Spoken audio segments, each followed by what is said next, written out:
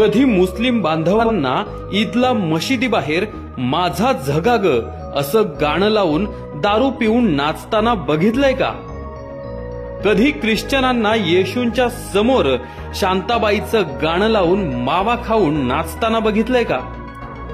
कधी जैन लोकांना त्यांच्या मिरवणुकीत आला बाबूराव गाणं लावून नाचताना बघितलंय का? हे सगळे समाज आपापल्या देवांचा मान सन्मान इमाने इतबार ठेवतात, कारण त्यांना त्यांचा धर्म, त्यांची संस्कृती टिकवायची आहे। मग आमच्या हिंदू धर्माच्या देवांपुढेच डॉल्बी साऊंड आणि दारू पिऊन अश्लील गाणी लावून नंगानाच का? हा कलंक हिंदू सणांनाच का लागला आहे की आपणच लावला आहे? डॉल्बीवर अश्लील गाणी लावून आपणच आपल्या देवांचा, हिंदू संस्कृतीचा अपमानच करतो आहे।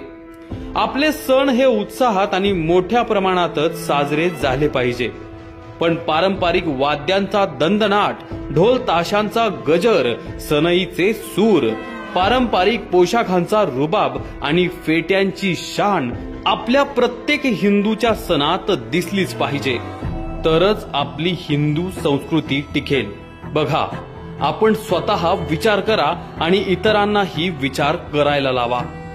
पप्पी दे पारूला, आवाज वाढव डीजे तुझ्या आईची, चिमणी उडाली भुर्र, पोरी जरा जपून दांडा धर, झिंग झिंग झिंगाट, शांताबाई शांताबाई अशी गाणी कधी मशिदींच्या भोंग्यावर, ख्रिस्ती, जैन, बौद्ध, सीख, पारशी यांच्या धार्मिक स्थानांवर अथवा उत्सवांमध्ये वाजवलेली ऐकली आहेत का कधी?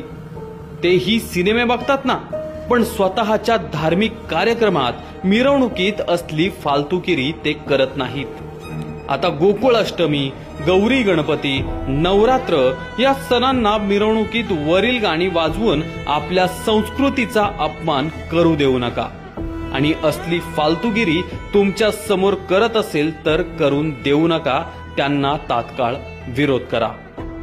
आपण गणपतीची वर्गणी मागणाऱ्या सर्वांना आवर्जून हे सांगू की या वेळपासून गणेश मंडळाच्या मंडपातून लाऊडस्पीकरच्या वर कोणतीही चित्रपट गाणी वाजवायची नाहीत।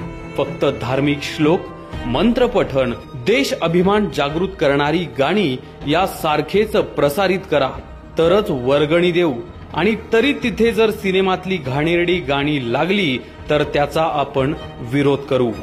आपण गणेश विसर्जन मिरवणुकीत पण सर्वच मंडळाने हा नियम पाळला पाहिजे। मराठी गाणी सुद्धा चालतील, परंतु कशी?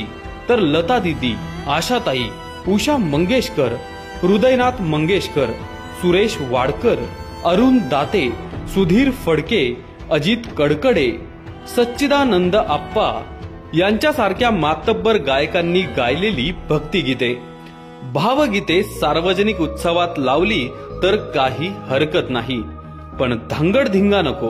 हे आवर्जून आपण सर्वांनी आपल्या सुद्धा मनावर आपणच बिंबवलं पाहिजे। बघा, विचार करा।